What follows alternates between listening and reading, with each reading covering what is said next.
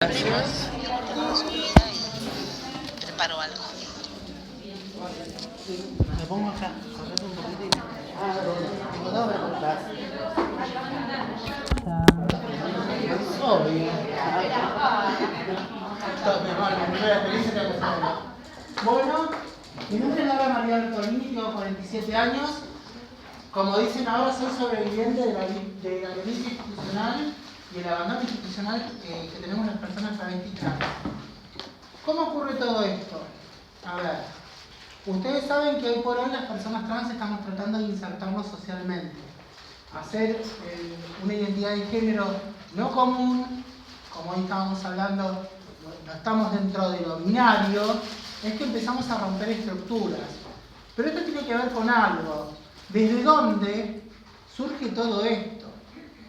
¿Cómo hoy por hoy estamos clasificadas dentro de lo femenino en el documento y con ciertos derechos y garantías constitucionales que pueden salvaguardar un poco nuestra vida sin hacerlo muchas veces? Piensen ustedes esto, imagínense que nacen,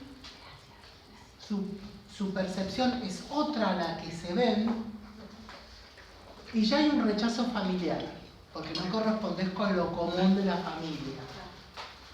Imagínate que vas a un colegio y no correspondes con lo común del colegio y un jardín. Tus compañeritos o tus profesores te rechazan, tu familia también te rechaza, porque también es vergonzante no entender lo que te sucede a vos como persona, y empezás con una exclusión de nacimiento, una exclusión familiar, exclusión social. Y de un día para otro estás en la calle. 7 años, 8, 10, 12. Pensá que la conformación de la identidad sexual, según lo que dicen las teorías psicoanalíticas, es entre los 3 y 7 años.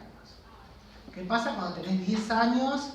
Tenés una percepción, un autopercibimiento que no se condice con lo normal. Empezaste a tener choques ya desde niñe con todo. Y no tenés posibilidad de inserción porque no hay una categorización para tu persona, tu presencia en lo social. Y al no poder educarte, no poder acceder a la salud porque desconocen tu comportamiento y tu cuerpo, pese a que te quieren categorizar y vos lo correspondés de otro lado, empiezan a haber falencias en lo social que afecta a tu persona. Entonces, no tenés dónde insertarte, dónde vivir, dónde estar. ¿Y dónde termina alguien cuando no tiene un dónde? ¿Y qué sucede cuando estás en la calle?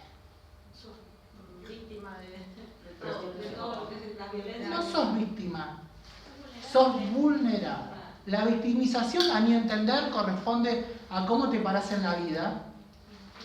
Porque podés ser, claro, pero hay muchas niñas y niñas que pueden ser conceptuadas como víctimas, pero luchan contra eso todo el tiempo, que son las sobrevivientes. La víctima generalmente perece por la falta de ganas de luchar, perece por la tristeza, perece por el abandono, perece por la construcción identitaria, o muere o la matan. Pasan los años, vos no tenés educación, tenés que vivir de algo, sexualmente le atraes a ciertas personas, esas ciertas personas ante ese deseo te dicen, ¿qué es lo común? ¿Qué pasa? Actualmente también. Bueno, si querés pasar la noche conmigo, te doy un sándwich, comes algo, te doy algo de plata, y te empezás a construir así, sabiéndote como objeto de deseo, pudiendo sobrevivir con eso. Eso es una herramienta de aniquilación, porque toda esa violencia física, también psicológica, que te va por ser diferente, va en detrimento de tu persona. Y todo eso te va conformando como una persona creada dentro de la identidad que tenés, y siempre oprimida a hacer lo que los otros quieren por no ser reconocida como persona. Vos creces con todo ese tipo de vivencia, de esa falta de todo, y descubrís que la única salida es la prostitución porque no hay otra y es lo único. Yo siempre planteo, sí, pero muchos dicen, podés ser vender empanadas, podés ser, no sé, hacer artesanías. Y primero hay que meterte en la sociedad y que alguien te quiera comprar una artesanía. Yo cuando hice la transición pensé, bueno, ¿qué puedo hacer? No me quiero prostituir. Porque ya el ser travesti era delito. Pensá que, bueno, ¿por qué surgió la ley de identidad de género? Porque justamente hay una falta de derechos. Esa falta de derechos hizo que la mejor opción, yo siempre viendo desde un punto de acá, después abrimos abanico, esa falta de derechos, yo si quería podía hacer pirata de asfalto. Una escopeta con otro chorro me lo robó el carro. Pero es un delito muy grave. Años de prisión. Puedo robar niños, hacer comercio y venta de compra de ¿entendés? Puedo robar niños y venderlos en Misiones, que una amiga mía compró una en Misiones a tanta plata y bueno, vivo con eso. Puedo utilizar miles de herramientas de marginación para insertarme socialmente, pero hay un hecho. No queremos ser herramientas de marginación ni ser catalogadas en lo más bajo de lo delincuencial para poder sobrevivir. Entonces lo único que quedaba era usar nuestro cuerpo. Era lo único que teníamos como opción. Sin educación, sin salud, sin vivienda. Estando en la calle te podías tener una vivienda, salud, hasta ahí nomás. Todo eso sucedió en el año 50 que apareció algo llamado edictos policiales. Los edictos policiales no nos conformaban como personas. Éramos delito. Teníamos un código, un edicto policial con 2 artículos, H, F e I, que nos decían que hombres vestidos de mujer éramos delito. Por lo tanto ya éramos hombres, pero éramos delincuentes. Al ser catalogados como delincuentes ya éramos patas delictivas. Éramos un cuerpo delictivo. No entrábamos dentro de lo social porque éramos algo punible, algo castigable.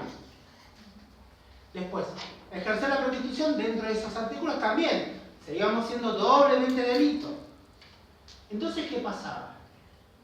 Al ser delito y hacer un edicto policial, los edictos policiales, los castigos, la justicia, la impartían las comisarías.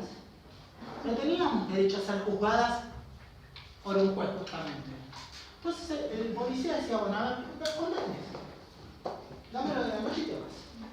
Entonces veían las cárceles llenas de travestis entregando la recaudación. ¿No tenías plata? Norma Giraldi de Dalit le hizo un show a todo el Departamento Central de Policía para salir libre.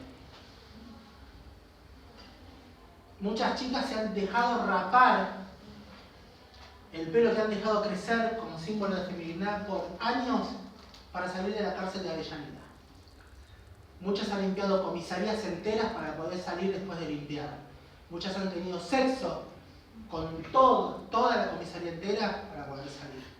¿Y qué pasaba? No éramos personas con derechos, no éramos personas, éramos delito, tipificadas como un objeto de delito.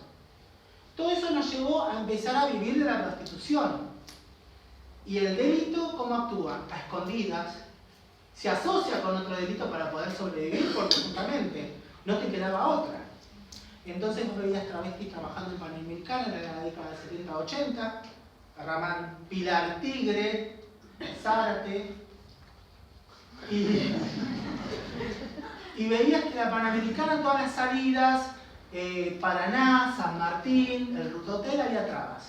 Abajo y arriba de los puentes, prostituyéndose. Había un gran ingreso monetario porque éramos tantas trabas y habría un gran índice de entrada a la cárcel. Entonces entrábamos por 30, 60 días.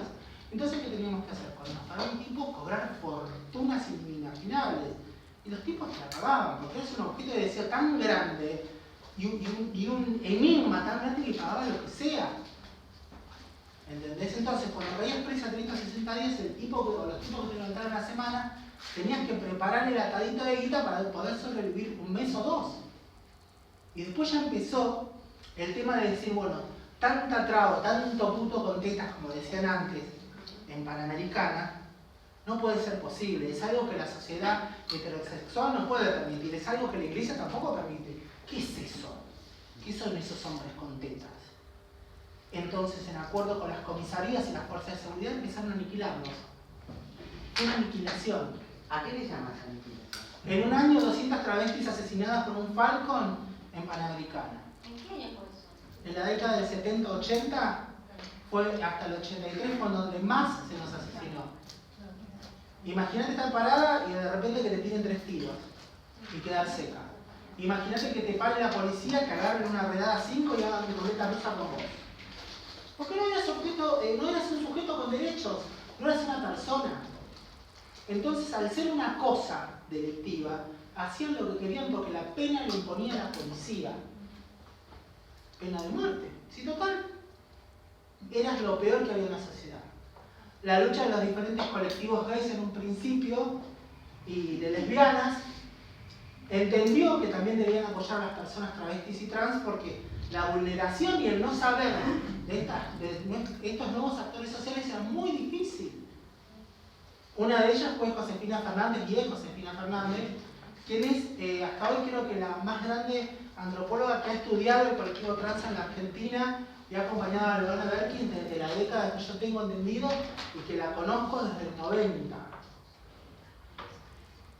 Justamente al ver esta disparidad, esta falta de leyes, es que se empieza a pergeñar la ley de identidad de género.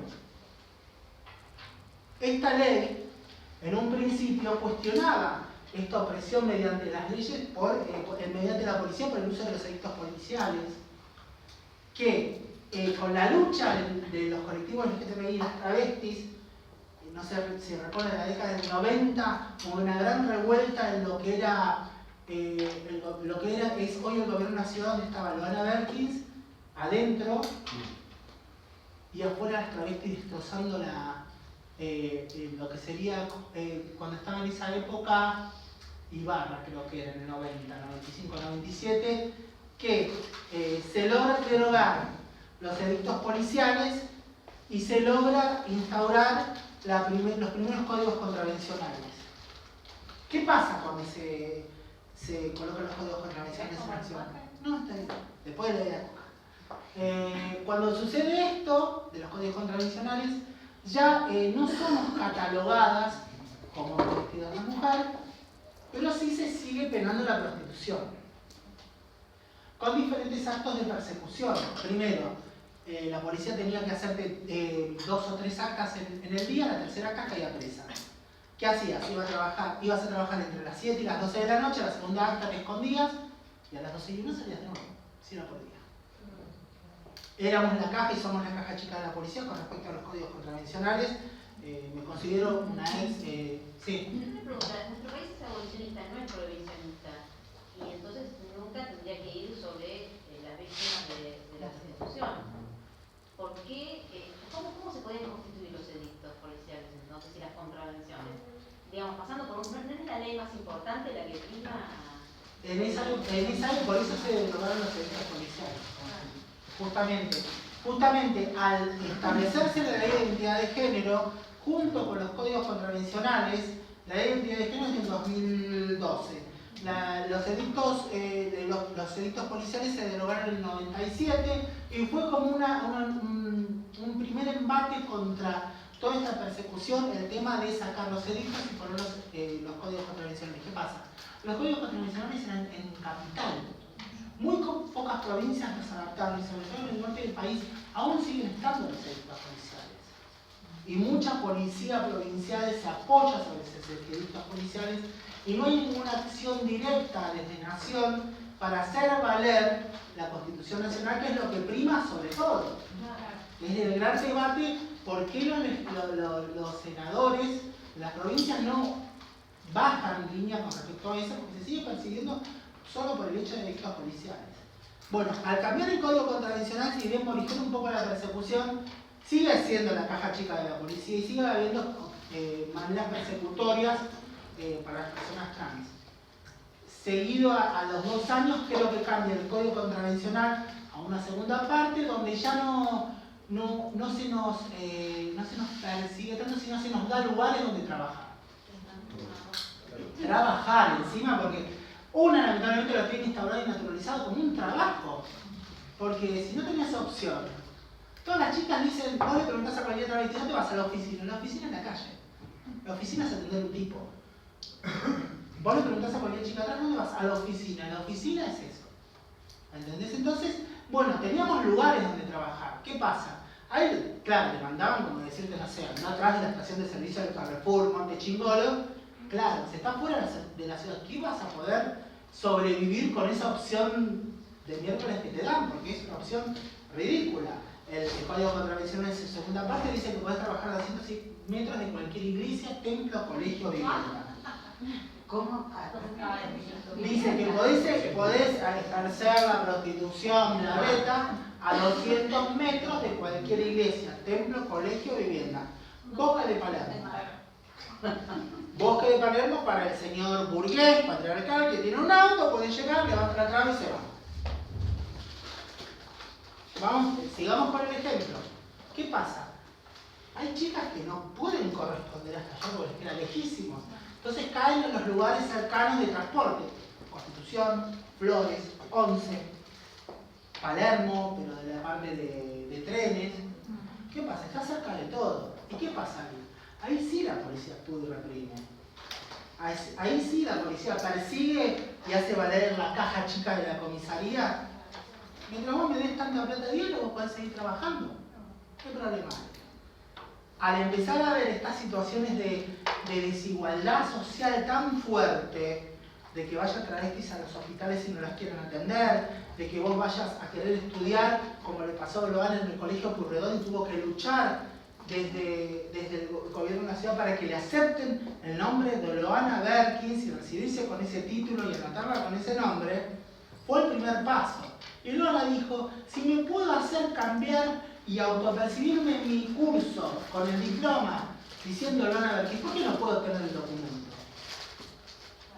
Entonces, ¿qué empezó? A haber una presión política y una muestra de que las personas travestis, como se definía Loana, podían ser sujetas reconocidas dentro del derecho como personas. Si sucede en un colegio, ¿por qué no lo puede hacer toda la nación en una ley? Entonces es así que se fue construyendo la idea de la ley de identidad de género. El porqué de la ley. Dentro de la ley, las personas travesti y trans entramos dentro de la categorización binaria que nos salva dentro de todo. Que es un primer paso, como dije anteriormente. Porque yo, catalogada dentro de lo femenino, si un tipo a mí me quiere pegar, puedo utilizar hoy por hoy la ley contra la violencia de género. Solo para salvaguardar mi vida, porque soy un objeto para ciertas personas que no pueden permitir ni permitirse pensar en mí como un igual, sentarme y estudiar, estar acaparada, estar respirando al lado.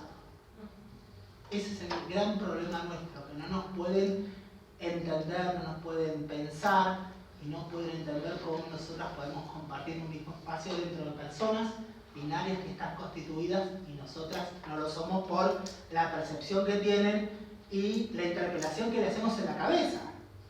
A no poder entendernos, a no poder tratar de razonarnos, les quemamos la cabeza. Y cuando hay algo que te interpela, te incomoda, te genera rechazo, y al rechazarla te genera un odio bestial que no sabes qué hacer, la querés eliminar, la querés excluir. Esto se replica en ambientes, en instituciones, que toman el mismo método, pero no con una agresión, sino con una pasividad ante ciertas actitudes de ciertas personas, realmente hombres, de la violencia patriarcal. La ley establece que el autopercibimiento es la base. Yo me autopercibo travesti, genero lo más cercano parecido a una mujer, como dice Violeta Alegre, soy una feminidad trans. También alcanza a todos los derechos de educación, salud, vivienda, a la adecuación hormonal y física para poder adecuarme dentro de mi identidad y todos los derechos realmente que adquieren el común de las personas. Fue un gran paso, pero es una ley muy abierta, que no hay cosas puntuales para personas trans. De hecho, las modificaciones corporales tanto en varones trans son las más difíciles porque no hay un protocolo de salud. Es todo, bueno, está bien, tienen derecho a la salud y a adecuar su cuerpo, pero no hay... Justamente dicen los hospitales públicos, pero ¿qué pasa? Dentro de salud no hay un protocolo de decir, bueno, tenemos que coordinar el tratamiento hormonal para conseguir las prótesis y hacer la operación. Todo ese círculo no está pensado. ¿Por qué? Porque no se llamó a las personas trans para poder decir, bueno, ¿cómo pensás vos que podría hacer esta intervención? Y desde la parte médica actual, tratar de comprender cómo se conforma y transforma esa fisonomía y también acompañarnos con lo psicológico. El autopercibimiento es bárbaro, pero también estamos cayendo en un error también con la ley.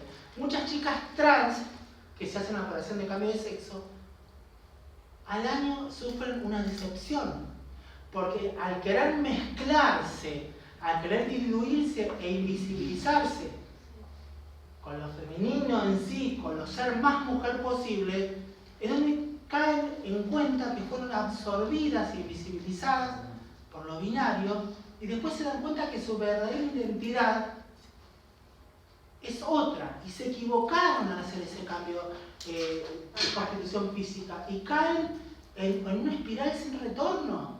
O se suicidan porque lo he visto, Se deprimen y se deprimen. Y no por la opresión, sino porque yo creo que no fue una concientización real. Está la opresión hacia pertenecer a la sociedad y ser lo más parecido a una mujer, lo más constituida físicamente una mujer que prima. Como decías hoy en el texto, lo primero que se ve, y hasta la genitalidad, que cuando se encuentran con su real ser, una vez que están tranquilas, porque están insertas socialmente, ahí les cae, se les da vuelta la moneda y dicen, no, pará, ¿qué hice? Y ves muchas compañeras arrepentidas. Un poco se ve eso en la película XXI, ¿no? Como que, digamos, ella decide hasta el final que no quiere definirse con una operación. ¿Y por qué? ¿Qué pasa? La definición siempre te la promueve y te la impone la sociedad. Patriarcado, heterosexualidad, que tenés que ser de determinada manera. ¿Qué pasa cuando tu constitución, tu forma de ser es superadora de eso y vos decís, no, yo soy travesti, ¿cómo te parás? Es por eso que la ley nos ayudó a apoyarnos en esto. Tenemos la ley del cupo, la ley de identidad de género, que fue un gran paso. Después tenemos la ley del cupo laboral trans. No puedo. La ley del cupo laboral trans es básicamente reclama en provincia de Buenos Aires el piso del 1% para el trabajo para las personas travesti trans. ¿Qué pasa? Conseguir trabajo siendo trans es muy difícil. Como me dijiste vos, tenés que estar pasada de vueltas en la educación y decir, evidentemente, trabajando, ¿no? No importa que seas un elefante con peluca, tenés una capacidad que es superadora de tu ser. Eso es muy importante. Cuando el ser supera a la imagen, a la corporalidad, eso para mí es algo impagable y es superador de todo. El ser para mí es lo más importante en la conformación de una persona travesti trans. Y lo digo con mucho orgullo porque yo siento que me pasa eso. Yo tengo que ser siempre superadora de esa imagen que quieren imponerme. Y ese ser es lo que rompe con todas las barreras. Hablando de esto, la ley Diana Zacayán pone como base el 1% de toda la provincia de Buenos Aires, las instituciones gubernamentales, las empresas tercerizadas y aquellos que hacen prestaciones desde lo privado hacia la provincia. En el año 2014, en un censo, se calculó que la población trabajadora de provincia llegaba a las 443.000 personas. El 1% de piso, ¿cuánto es? 4.300. 4.300. Hoy por hoy debe haber 500.000 personas trabajando, 600.000. O sea que con medio millón de personas metés 5.000 trabas a trabajar. Travesti trans. ¿Cuánta población pensás que debe haber en la Argentina? Como muchas tenemos en 10.000. O sea que de un zapatazo, provincia, sacaste la mitad de las personas trans de una problemática muy grande. Ahora, ¿qué pasa? ¿Está preparada la sociedad desde lo estructural, de lo político, de lo cultural, a tener una persona trans trabajando? ¿Está preparada la trans para insertarse? Venís de estar en la calle así, de repente, bueno, estás en la oficina de Relaciones Públicas del gobierno de la provincia de Buenos Aires en la mesa de entradas. Nunca hablaste con la gente. Lo que hiciste siempre vos es negociar tu cuerpo, escaparte de la policía y pelear por la zona y poner tu cuerpo. ¿Qué pasa cuando no tenés conocimientos a pesar de que te puedan instruir? Hay toda una construcción de sociabilidad que si no está armada, cuando vos te pones frente a un lugar público o estando en una oficina con 10 personas, ya tenés que sociabilizar. Y no estamos acostumbradas a sociabilizar porque no estamos acostumbradas a ser tratadas como personas. Entonces, ¿qué pasa? La ley de cupo laboral trans, yo ya le encuentro un primer agujero, que es la temática: ¿cómo haces para seleccionar a una persona en la entrevista prelaboral para que se pueda constituir como una persona con un trabajo dentro del gobierno de la Ciudad de Buenos Aires, la provincia? ¿Cómo haces desde el momento que esta persona esté en el trabajo para saber si intralaboralmente está cómoda, dispuesta, y sus compañeros también? Eso tampoco lo percibía hasta un tiempo la ley de cupo laboral trans. Después, ¿cuándo es el momento de saber que esa persona está inserta en lo laboral? Solamente que tener trabajo no es la solución. Es también empezar a mover estructuras sociales dentro de diferentes lugares para empezar a comprender, aprender y entender la temática de las personas travesti y trans. ¿Todo esto qué hace? Que muchas de las reglamentaciones de la ley, que todavía no está en curso, choquen con la idoneidad y los antecedentes y conocimientos de las personas trans. Muchas veces, cuando no sé si hay alguien que sea empleado público de provincia o de nación, siempre te piden antecedentes, o sea que no tenés que tener antecedentes penales. Las trabas algún antecedente tenemos, si éramos delito. Y alguna tuvo que robar un estéreo, alguna vez alguna tuvo que robar una billetera, alguna está vendiendo droga porque ya ni la prostitución rinde. Entonces, ¿qué pasa? Tenés prontuario. Y esa lavada de cara con la ley de cupo laboral trans choca y va por tierra cuando te piden antecedentes y conocimientos. La ley de provincia te pide que tengas un conocimiento de acuerdo al puesto que ocupes. ¿Me puedes decir? No te capacitan. No teníamos acceso. Las primeras personas con título secundario salidas del primer secundario trans, muchas series, salieron hace 2 años. ¿Me puedes decir qué conocimiento podés tener cuando hasta hace 2 años no teníamos ni secundario? Porque la construcción de la educación lleva unos cuantos años. Podés achicarlo con nuevos planes de estudios, más rápidos, pero ¿qué pasa? Cuando te piden la misma igualdad de derechos que tienen todas las personas cuando vos estuviste décadas sin esos derechos. O sea que es una ley con trampa. Es una ley con el alambrado roto. Se te escapa la gallina, Incompleta, porque tendría que prever para darle mí, la capacitación. mal pensada. ¿Por qué mal pensada? Porque no tienen ustedes. Porque no tuvieron un equipo consultivo real de personas trans. Me parece bárbaro que tengan el nombre de ley Diana Zacayán, pero tienen que ser más certeros a la hora de reglamentarla. No reglamentarla para sacarla y ya está. Porque ahora estamos esperando que con la reglamentación se tienen que arreglar tantas cosas que no sale la reglamentación. Porque calculo que se estarán viendo esto. Ahora, ¿qué pasa? Al no salir la reglamentación, se presupone que la ley no está activa. Hay muchas leyes que están votadas, están publicadas en el boletín oficial, y como esa no está la reglamentación, pero se puede aplicar el espíritu de la ley, esa ley vale. Entonces, si podemos aplicar todos los artículos del cupo laboral trans, mientras no la afecte, podemos que esa ley se active. Pero ¿qué pasa? Políticamente no conviene a ciertos partidos. ¿Te conviene tener una ley? ¿Tengo washing? ¿Está bien? Una ley que lave esto, y en el momento que más le corresponda a este partido político determinado, decir, bueno, che, escuchame, estamos en elecciones, sacamos la reglamentación del cupo laboral trans y nos ganamos votos. Si hoy por hoy la temática trans está allá arriba. ¿Alguno no escuchó la ley de cupo laboral trans? Uno de cuando. Creo que no lo ponen en la caja de Kellogg's por las dudas, mirá. Está tan motorizada que solamente está motorizado de una trabita con un cartel.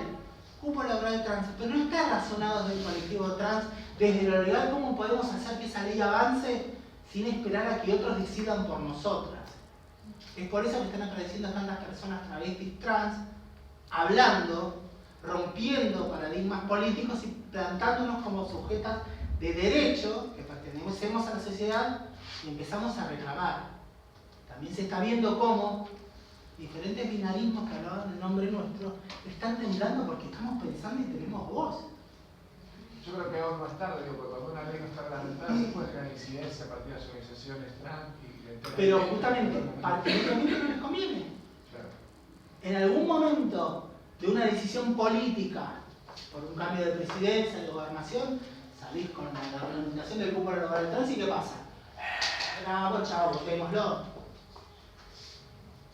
En nombre de la diversidad. Negocian con nuestro sufrimiento.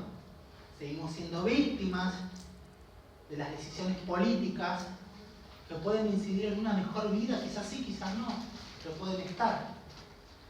Ahora, voy a lo siguiente. Yo tengo casi 50 años, tengo 47.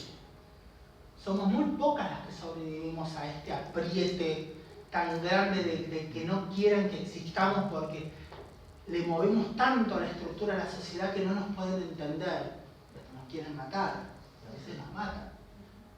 Hay muchas chicas que sobrevivieron a todo, a las balas, a Panamericana, a la cárcel, a caseros, a un montón de situaciones que creo que cualquier persona no hubiese sobrevivido, simplemente se hubiese suicidado.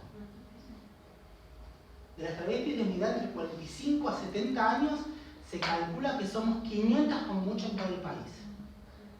500. ¿Cuántas provincias hay en la Argentina? Dividí 500 por 24, ¿cuánto te da? ¿Cuánto les da? Sí, es muy complicado. Menos de 3 por provincia, 4. Somos muy pocas, somos muy poquitas. ¿Entendés? Entonces, ¿qué pasa?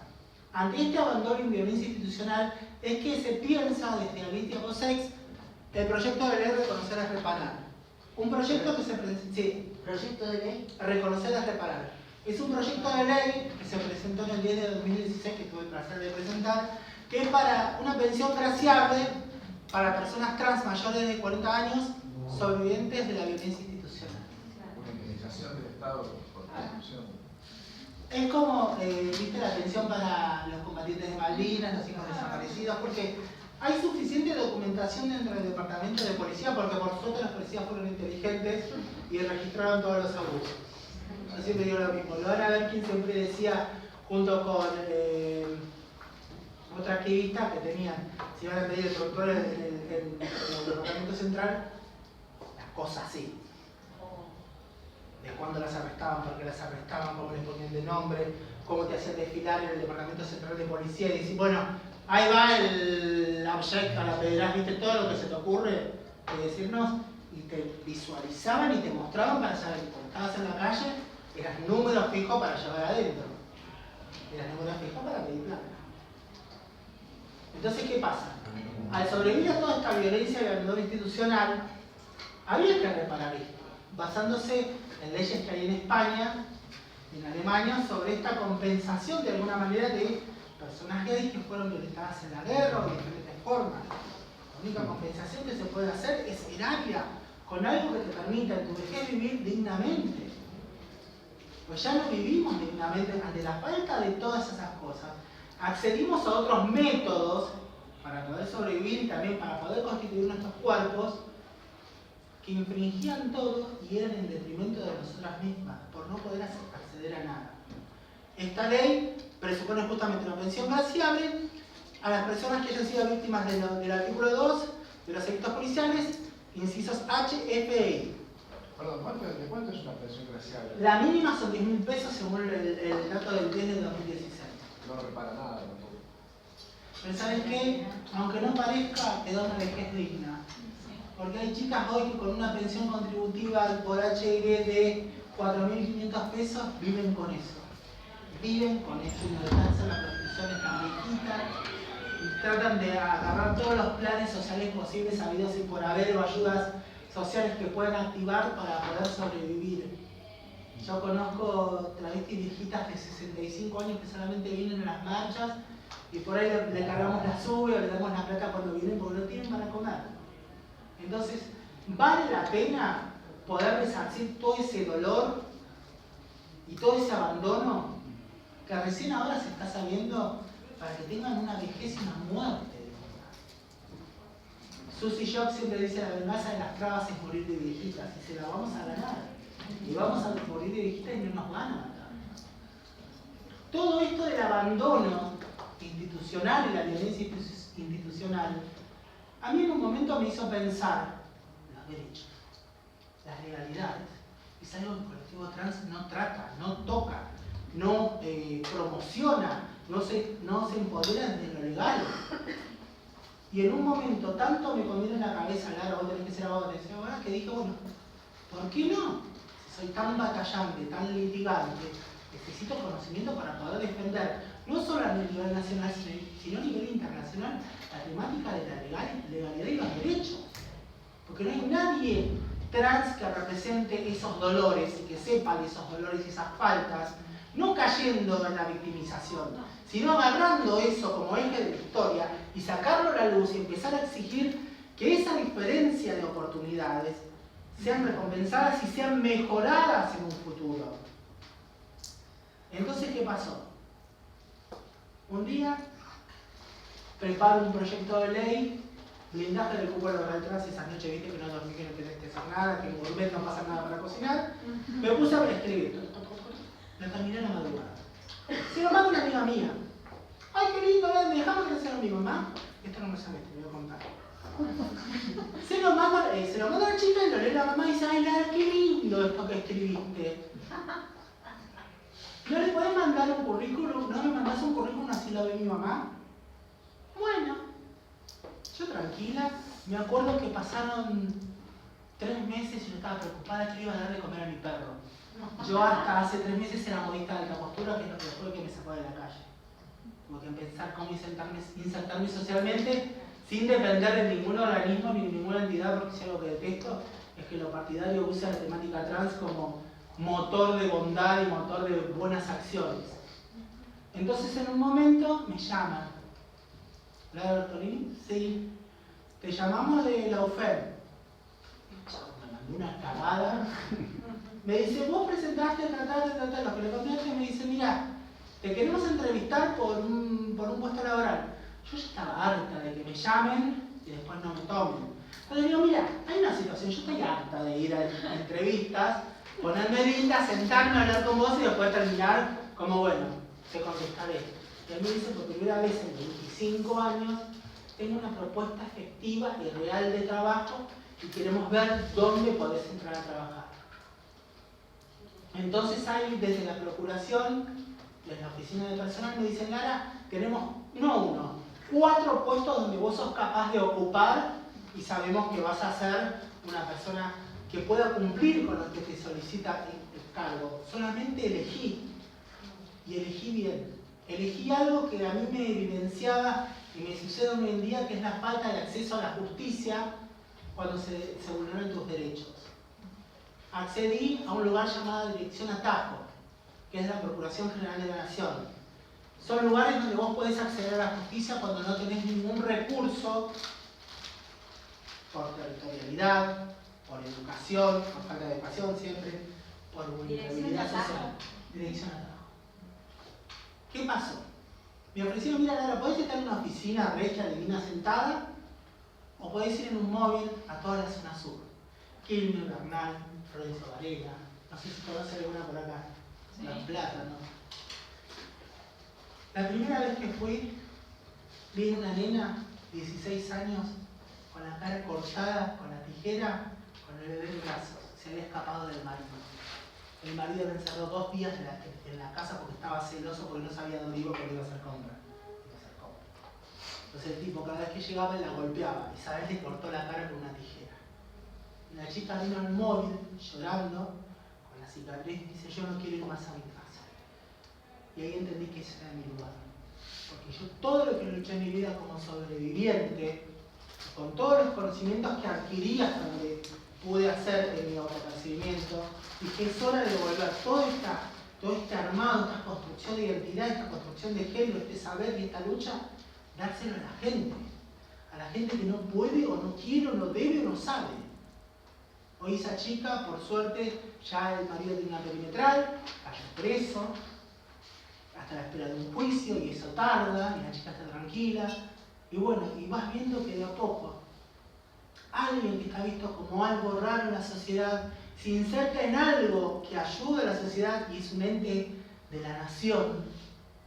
Y lo más maravilloso es cuando ves venir 20 tipos héteros de una comisión, de una cooperativa, a plantearte a vos, trago de 1,85 m, de más de 100 kilos, ayúdanos porque no sabemos cómo hacer porque nos van a sacar el premio.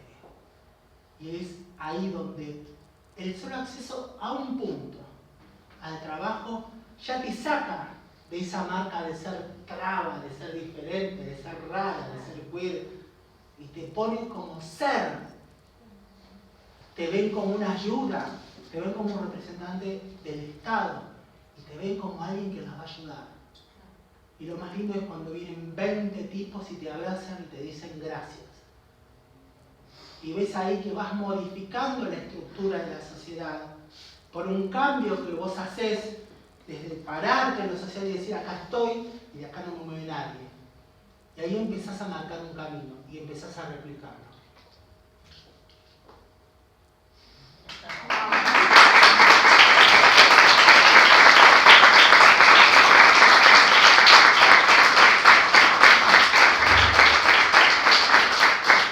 ¿Alguna pregunta? Esta ley que la que se para... ¿Reconocer es reparar? Exacto. Sí. ¿Salió? La ley está presentada. El gran problema es que tenemos una persona hermosa que representa en derechos humanos, a Brooke, que es más nefasto que hay. Y va a salir el día que haya milanesas, a ver qué puedo decir. Voladoras o milanesas de, no sé, veganas con gusto a carne, yo qué sé, no se me ocurre, es un imposible. Las 3 comisiones que hay están adscritas a no gobierno si es un imposible cruzarlo. Solamente se puede aprobar esta ley en caso de que se use como un arma, como digo yo, de promoción partidaria y la aprueben por obra y gracia de Dios y pase por las comisiones y se aprueba antes de las elecciones de ahora.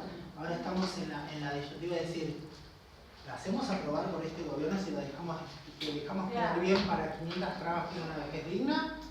¿O seguimos parados en nuestra ideología política y decir, vale más la muerte que una ley para estas personas?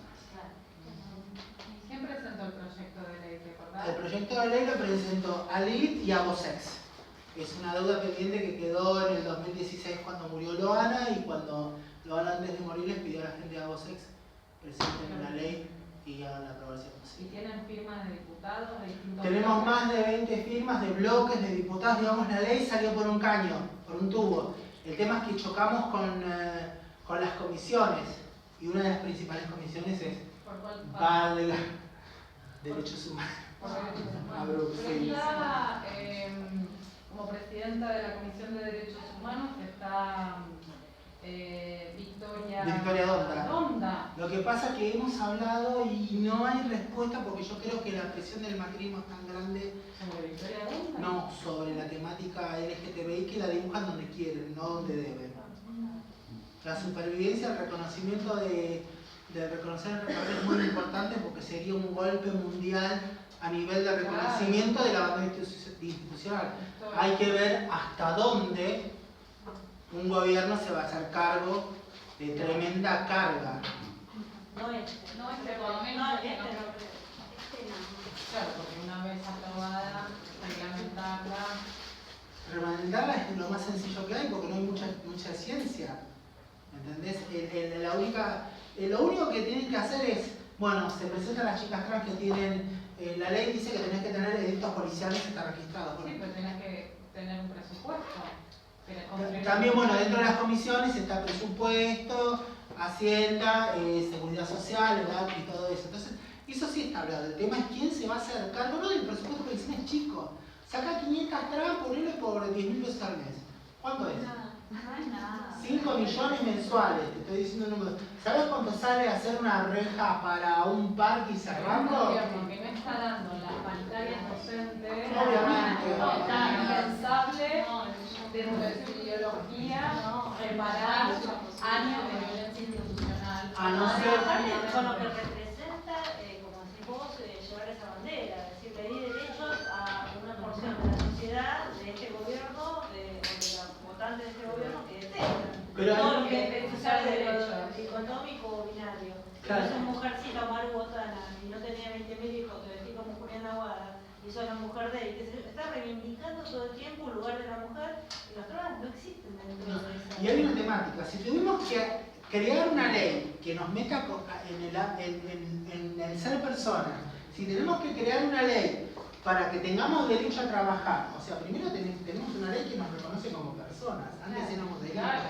Si tenemos que hacer una ley que nos permita también trabajar, ¿entendés? Si tenemos que tener un montón, el matrimonio igualitario que no lo metí porque me pareció demasiado LGTBI, yo estoy en contra de todas esas cosas.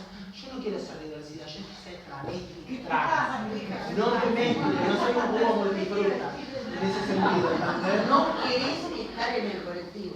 Para mí los colectivos son guetos.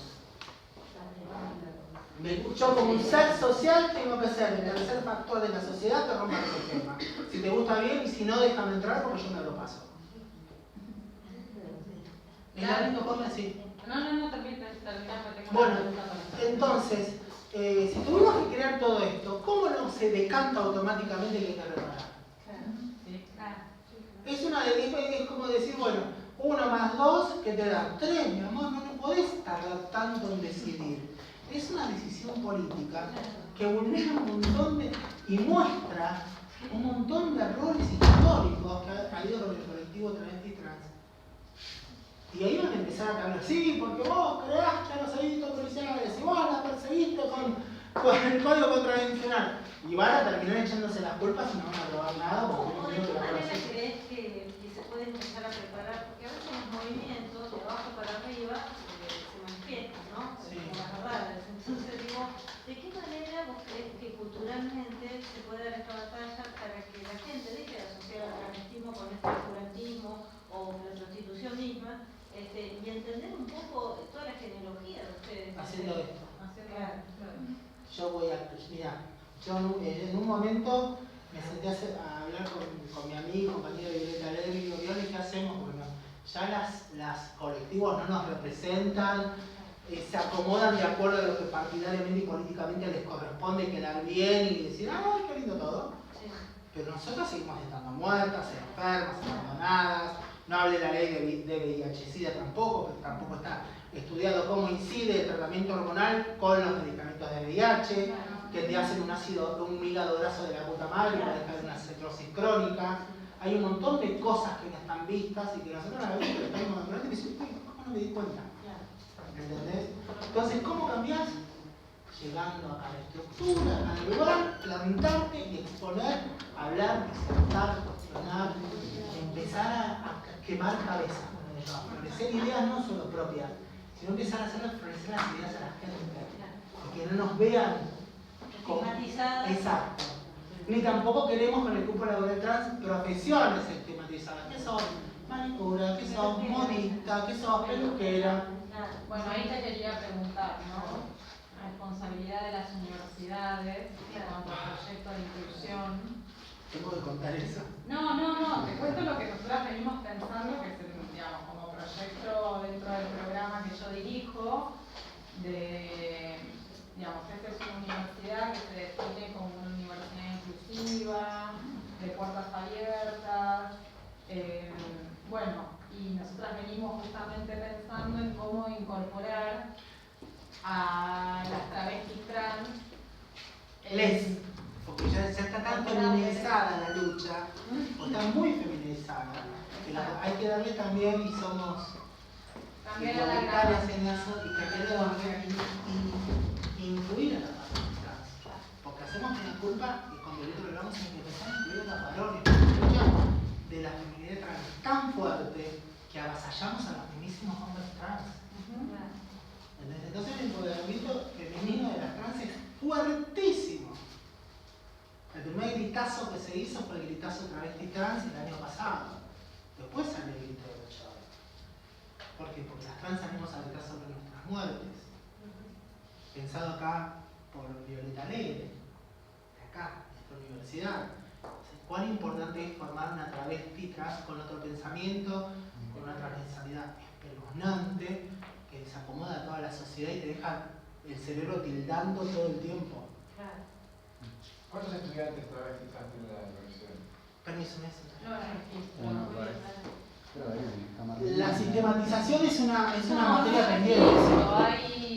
a ver, al programa han llegado, en la encuesta que hicimos el año pasado, cayó dentro de la muestra una chica trans, que no la teníamos identificada.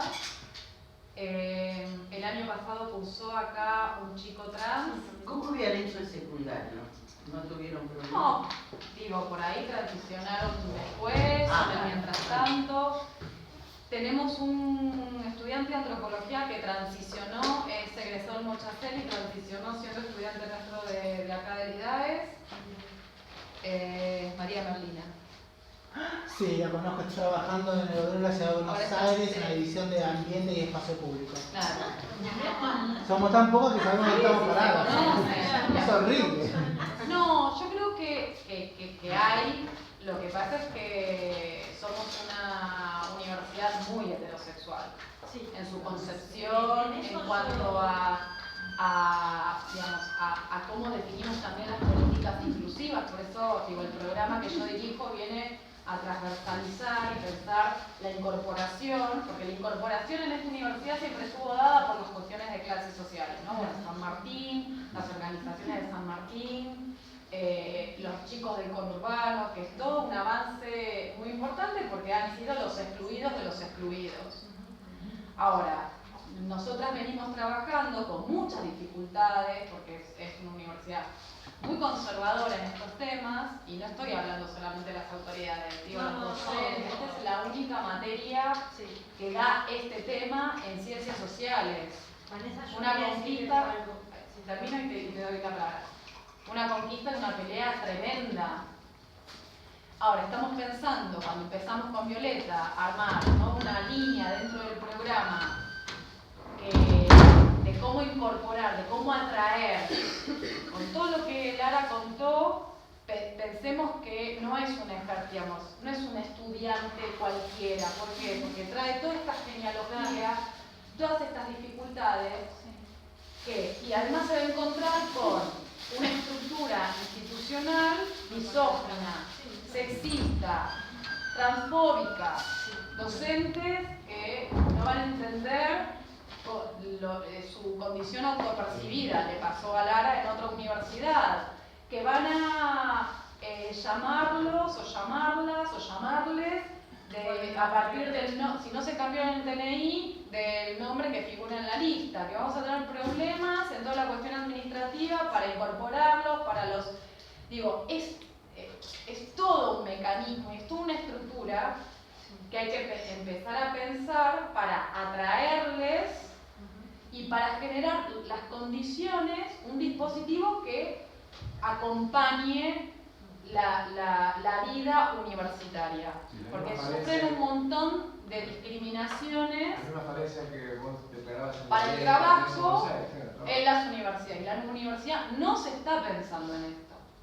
Es una temática, perdón, desde el colectivo trans. Yo en una revista llamada Presentes, que es un medio de comunicación de internet, hablé del tema que hay que formar el genoma de los trans. El genoma de los trans en cuanto a célula de lo político, social y cultural, y empezar a insertarnos en la sociedad.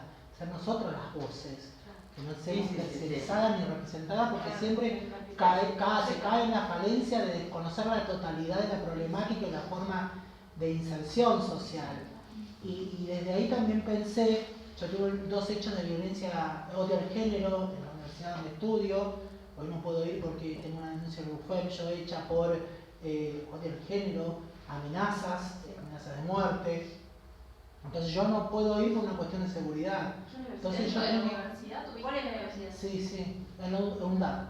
Pero yo voy peleando desde otro lado. Si bien yo no puedo asistir a la universidad, me estoy apoyando en todo el aparato legal que tengo gracias a mi trabajo e incidir directamente con un dictamen legal que sea ejemplificador social y que incida directamente en la universidad, y después cuando tenga que repararme en la universidad, exigirle yo un protocolo contra la violencia de género desde acá. Desde acá, Quería desde contar esta una universidad. experiencia que cursando antropología, yo soy alumna de humanidades, aparece, si no me equivoco, fue con una encuesta que era para la violencia de género. Yo ya había trabajado en algunas encuestas en la universidad que son muy buenas, por lo general, y esta particularmente fue excelente, y él, una dulzura total. Yo estaba atravesando una situación de violencia de género en ese momento, muy tremenda, con peligro de vida y en mi trabajo, por un psicópata. ¿Vos personalmente? Yo personalmente. ¿En el laburo? En el laburo, con un psiquiatra amado. ¿Sí? Con todos los honores, que no fue denunciado, no sé si tengo una experiencia de y a mí él se acerca, primero se acerca ante el aula, pide si alguien quiere llenar una encuesta sobre violencia de género. Somos todos cientistas sociales, los alumnos. ¿Todos qué? Todos Cientistas. futuros cientistas sociales, ¿sí? Casi todas mujeres. Salí yo sola a hacer esa encuesta. Digo, o sea, el dispositivo trans, otra vez, que es la situación más manifiesta de todas, de la diferencia. Insisto, pero las mujeres que somos víctimas de violencia de género o algo, las mujeres, aparte no se nos perciben mujeres, no concibo en la tierra ninguna mujer que no haya pasado por una situación de violencia. Y sin embargo, como futuras científicas sociales, ninguna colaboró con esa encuesta que iba a dar un resultado, que seguramente estaba siendo fruto de una investigación o de algo, no van a aportar a eso. No entiendo qué clase de socióloga van a ser, qué clase de antropóloga, qué clase de ciencia política van a ser, alguien que no colabora como mujer para hacer una encuesta de violencia. ¿Eso pasó en todas las aulas? No, lo que pasa, lo primero que se informaba igual era que la encuesta era anónima, Digo, pero para había la cultura mucha reticencia por parte de... Porque no era anónima. No, era anónima. Y aún así. Aún así... Hay que empezar algo, con esto termino.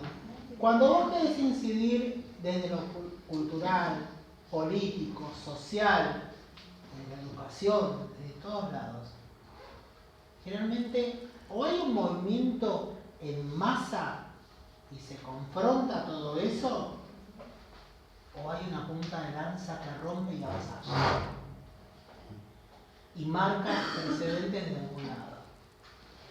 Yo con esta acción en la universidad quiero hacer un precedente legal.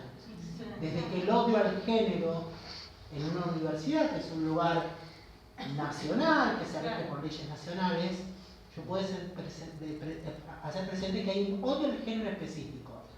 Por mi conformación, por mi constitución, por mi pensamiento y por mi ser. Y que ese es un futuro paso para lo que es un travesticidio, transfemicidio, corriéndolo del lugar que no se quiere mezclar, que es un femicidio, porque las formas de violencia y de género a las personas trans son tan particulares que las muertes son así de iguales. A nosotras nos cercenan los cuerpos, los genitales, a una chica, Marcela Chocobar, en el sur del país, le cercenaron todo el cuerpo y lo repartieron por toda la provincia, por así decirlo. Entonces, ¿qué vale más? Cuando una voz es acallada, las otras temen, pero cuando una voz se para y dice las cosas y enfrenta a una institución, las otras empiezan a pensar, ¿por qué nosotras tampoco? Y cierro con esto. Hay algo que dice, bastan las trabas mansas, bastan esperando que algo suceda sin que ellas sean las promotoras de esos sucesos. Las trabas tenemos que ser promotoras de nuestra vida y promotoras de nuestro derecho en forma individual, y lo replicamos en el colectivo binario para que aprendan, entiendan y comuniquen. Esa va a ser la mejor forma.